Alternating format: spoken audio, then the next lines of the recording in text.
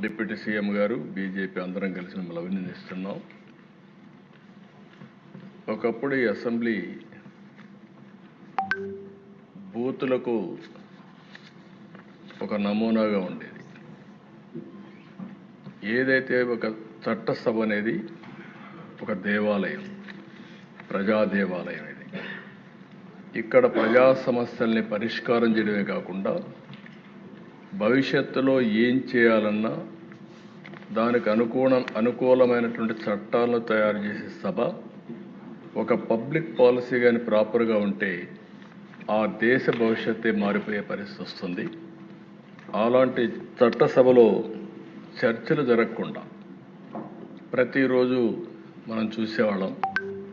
కడానికి కొండే వాళ్ళందరం బాధితులమే. అలాంటి సమస్యలు చూసాం ఈ సభలో.